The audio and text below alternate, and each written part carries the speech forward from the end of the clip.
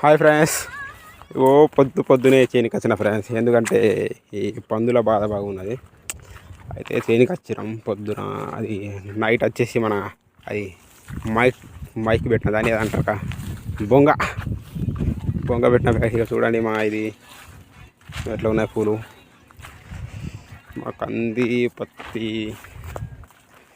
మీరు కామెంట్ చేయట్లేదు, లైక్ కూడా చేయట్లేదు, ఫాలో కూడా చేయట్లేదు. చేయకుండా పర్లేదు కానీ వీడియో మాత్రం చూడండి ఫ్రెండ్స్. అంతే వ్యూ ఎట్లా ఉన్నది చూడండి. పొద్దున మొబైల్ క్వాలిటీ అనేది అంత బాగున్నది, ఎందుకంటే లో క్వాలిటీ మొబైల్ కాదు కదా. మీకు ఎవరికైనా కావాలంటే కామెంట్ చేయకండి, ఎందుకంటే నేను ఇయ్యాను. మీరు ఎక్కడ ఉంటారో నాకు తెలియదు, ఫాలో చేసి మాత్రం ఇస్తాను. చూడండి ఫస్ట్ అదే కందులు చూడండి, మా కందులు ఎట్లా కాసినాయో. మీ సైడ్ కందులు ఎట్లా కాసినాయో కామెంట్ చేయండి ఫ్రెండ్స్.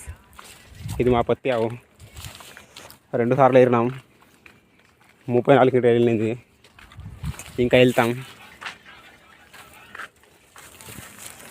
ఇంకా ఏరేది ఉన్నది. అక్కడ నుంచి అక్కడ దాకా ఉన్నది మాది, ఇక్కడే ఉన్నది.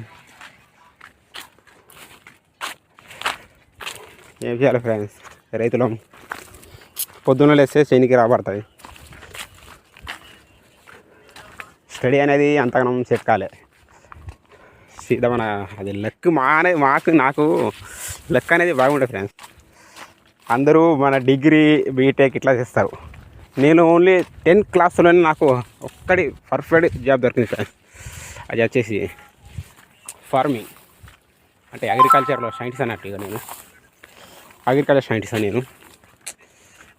అయితే మామూలు కూడా అన్నారు, అరే ఈ జాబ్ వద్దు, చాలా అంటే చాలా స్టఫ్ ఉంటుంది, వేరే జాబ్ చూసుకున్నాడు. కానీ నేనేమనుకున్నా అంటే లైఫ్ అనేది స్టఫ్ అనేది ఉండదు, మనం చేసే పనిలో ఉంటుంది అంతే. అప్ అండ్ డౌన్ అనేది ఉంటుంది.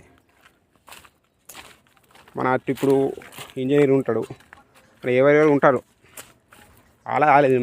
నాకు ఇట్లా పొద్దున వచ్చి ఇట్లా కందికాయలు చూసుకుంటా, తెంపుకుంటా, తినుకుంటా. ఇందులో ప్లస్ పాయింట్ ఏంటంటే కష్టపడితే తినచ్చు, కష్టపడకుండా తప్పుడే ఉండొచ్చు, ఎట్లయినా టెన్షన్ లేకుండా మాత్రం ఉండొచ్చు. ఇక ఎట్లయినా ముంగట పోము వెనక పోము మధ్యలో ఉంటాం, దాన్ని అంటారు రైతులని. ఇక చూడండి, ఈ కంది మామూలుది కాదు, వేరే వాళ్ళదు. దాని వాళ్ళు ఏమనుకోరు, ఎందుకంటే వాళ్ళు కూడా మా వాళ్ళే. ఆవిడ మా దోస్తు వాడు, ఆవిడ చేనికి రావట్లేదు.